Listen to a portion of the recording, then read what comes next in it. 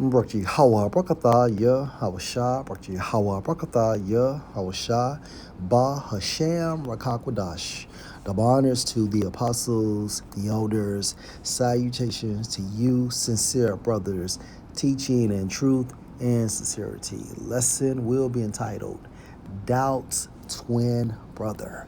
Lord, will you are edified. This video was inspired by a posting of a quote Elder Shaquat of Mississippi posted on his YouTube platform. And it's entitled GMS Dedication, Baba Shah, subscribe and be edified. Now, the quote Doubt is a pain too lonely to know that faith is his twin brother. Okay, from Kahil Gibran. Okay, so let's utilize the scripture to shed more light. Okay, so again, doubt has a twin brother. Genesis 4:1. And Adam knew Eve, his wife, and she conceived and bare Cain. Now, Cain will be symbolic for who? Doubt. And said, I have gotten a man from Yahweh. And she again bare his brother Abel. Now, Abel will be symbolic for faith. And Abel was a keeper of sheep, but Cain was a tiller of the ground. And in the process of time, it came to pass that Cain, who is symbolic for doubt, brought of the fruit of the ground an offering unto Yahweh. Now, this proves what? That the laws, statutes, and the commandments existed from the beginning. Okay, this is how Cain knew what and what not to sacrifice, right? Verse 4. And Abel he also brought of the firstlings of his flock and of the fat thereof. And Yahweh had respect unto Abel and to his offering. Why? Because Abel followed the laws, statutes, and the commandment, and by default he made a righteous sacrifice, unlike Cain. But unto Cain and to his offering he had not respect. And Cain was very wroth, and his countenance fell. And Yahweh said unto Cain, why are you upset? Okay? And why is your countenance fallen? If you do well, shall you not be accepted? And if you do not well, sin lieth at the door, and unto you shall be his desire, and you shall rule over him.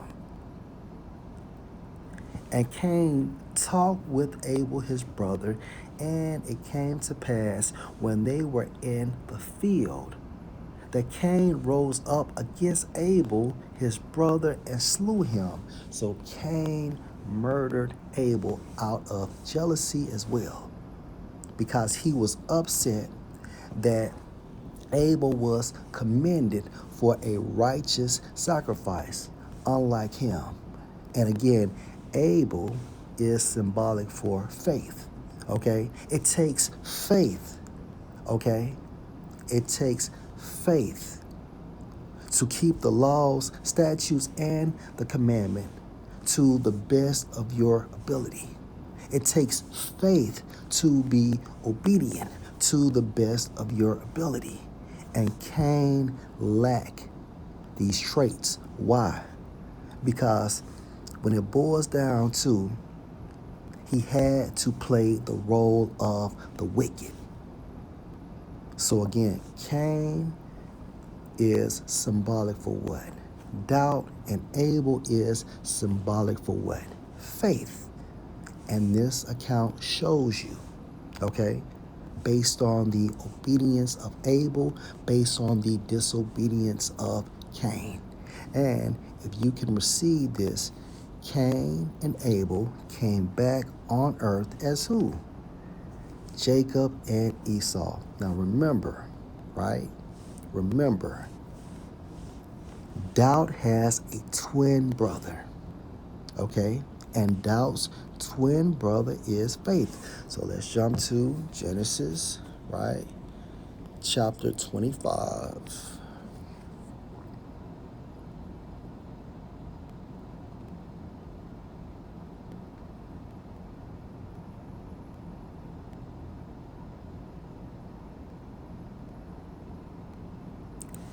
And verse 21. And Isaac entreated Yahweh for his wife, because she was barren.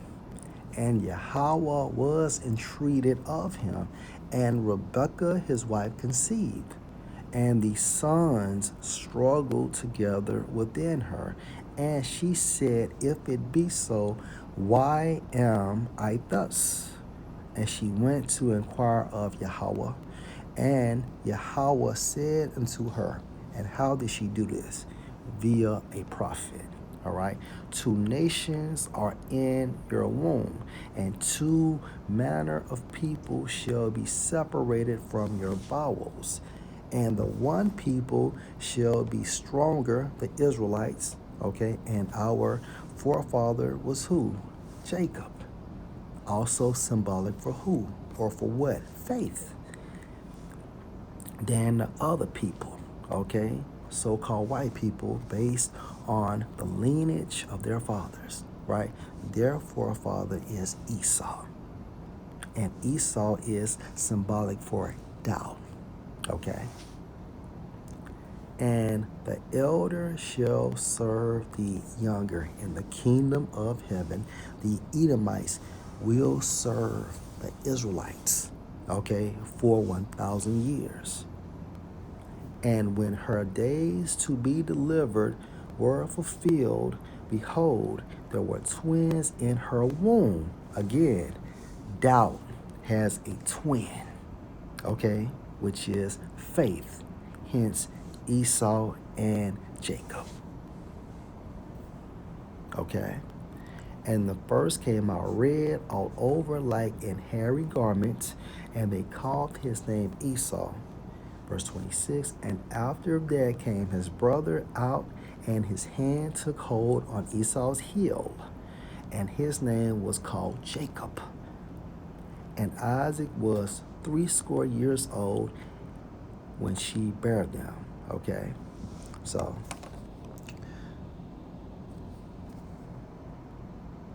you know what? Let's continue to read.